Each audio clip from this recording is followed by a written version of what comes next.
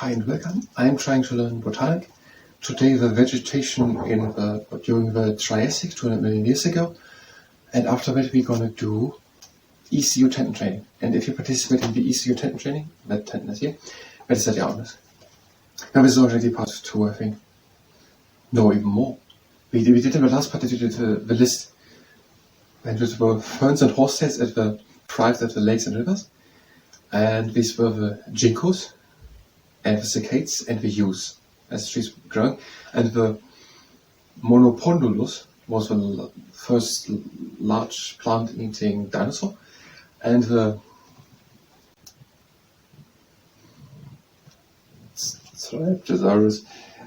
Trilophosaurus was also eating plants. It was the Masopondylus, that was right, and the Trilophosaurus, and it was very careful.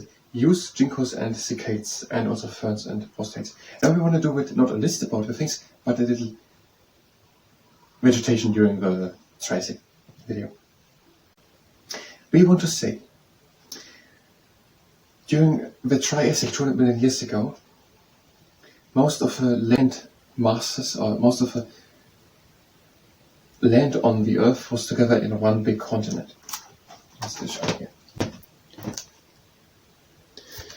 And so there were a lot of deserts and a lot of dry area in the inside of all the land.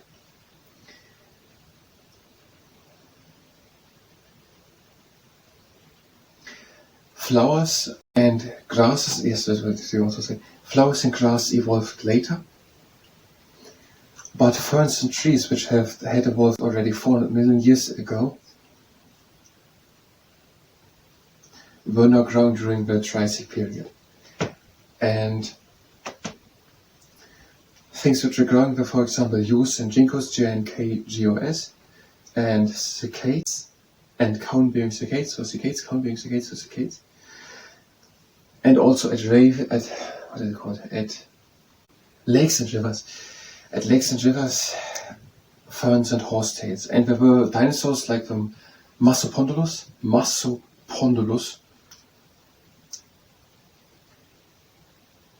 I'm thinking all the time, not all the time, I've heard it already in the previous one. What does pond mean?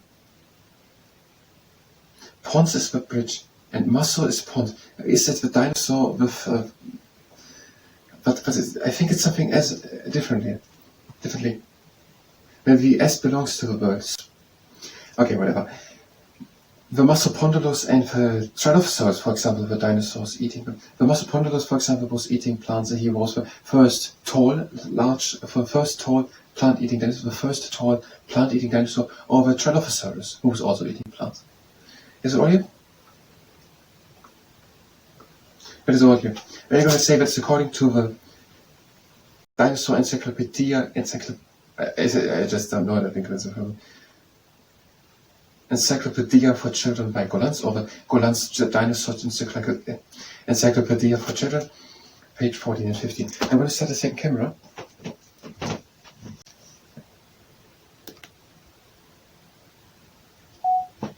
And we have no time for 4 or 5 takes even. So let's just start by checking again what we want to say. I need a bookmark.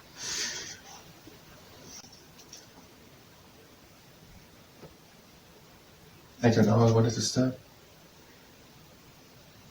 It was much drier.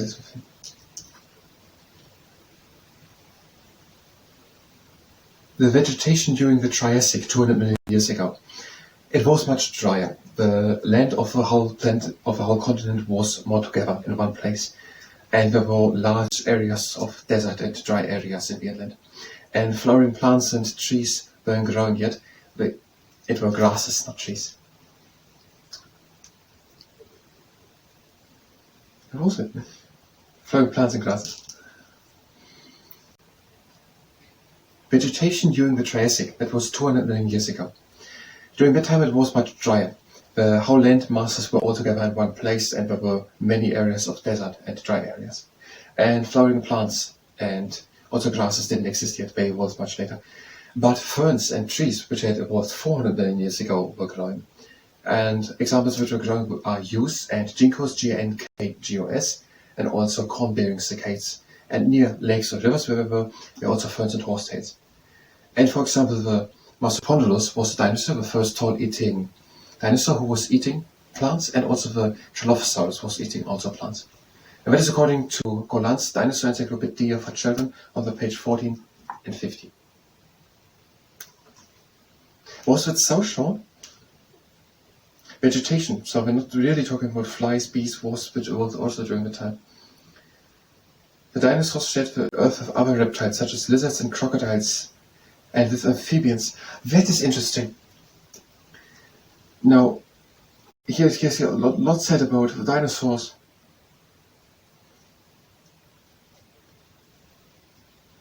Eating plants, and plants that don't grow in deserts. And we just said that dinosaurs more or less evolved during that time. And they shared the planet with lizards, crocodiles, and amphibians. And the picture here is should illustrate a lake in North America, and there's a lake. Now, and these large plant-eating dinosaurs were eating plants, and even the Colophysis, who was hunting dinosaurs, they seem to be all bound to water.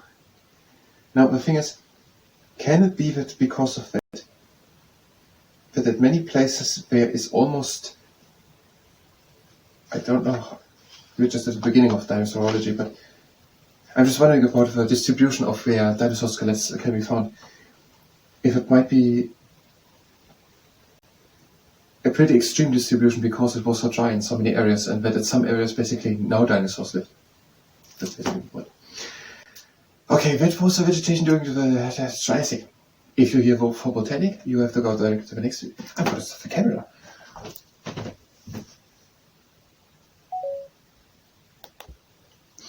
If you're here for vegetation during the Triassic, you can go directly to the next video. We will do something else, the Botanic. We will do now the ECU tendon training. If you participate in the ECU tendon training, let's set your own risk. We're starting with a flat gate. Good and stable stand, arms next to us, and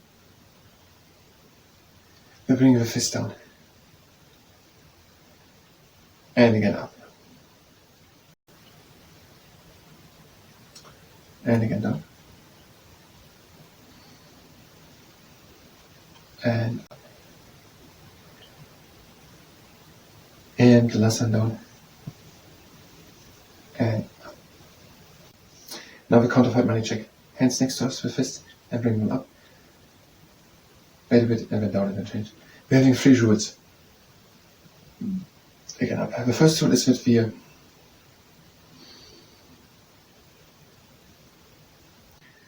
great to know it. But we're stopping immediately as soon as there's pain.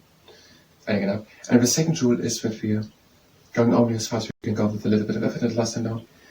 And the third rule is that we're not overdoing it and last time down. So if you feel like taking a break, do it. I'm using for the following exercises a tennis racket. The tennis racket is light, just around 300 grams. It has a long lever, so choose your dumbbell, whatever, in accordance to our 3 rules. We're starting with that exercise, long arm out, and then bringing it slowly to the side and back in. And slowly over again.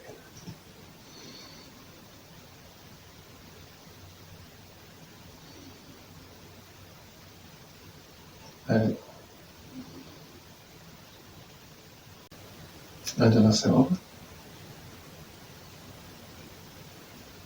And back.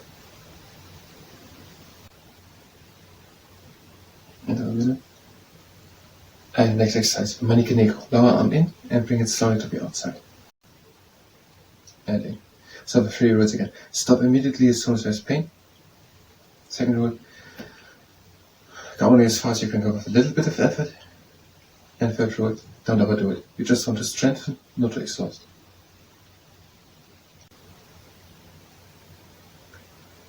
One last time.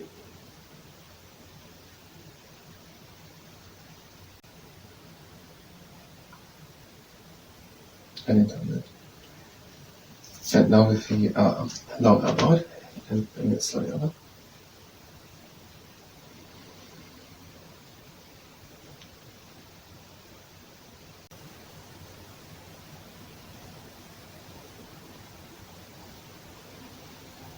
Take hold onto the other arm so that you move as much as possible with the wrist.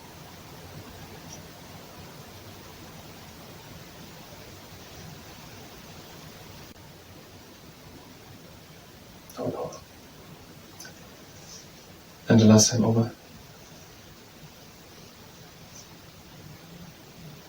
And in the middle. And now mechanical, again with the small arm. Take again hold onto the lower arm and slide it over. And back.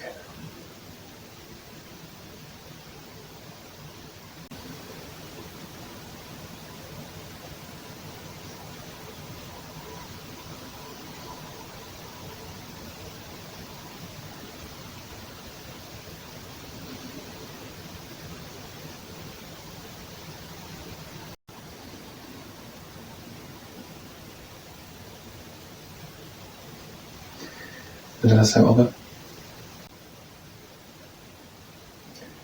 And into the. And now the harvester over. Take the jacket from the top, bring the arm up, and bring it slowly over. Back in. And down. And now with the palm facing upwards. Up. And over. Back in. And down. And now with the other hand from the top. Up. Over. Slowly. Back in. Down. Now with the palm facing upwards. Again up. Over. Back in. And down. And now, last two exercises, you can use a towel or t-shirt or a sock and you press onto it with good force. And then you lift the wrist up and you hold it. And again down and hold it. And up and hold it. Again down and hold it.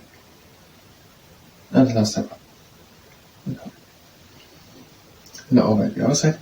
Press with good force onto it. Bring the wrist up and down.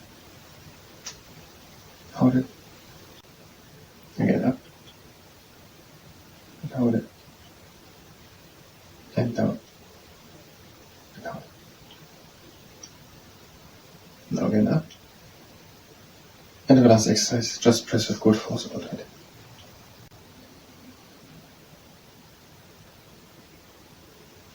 And on the other side.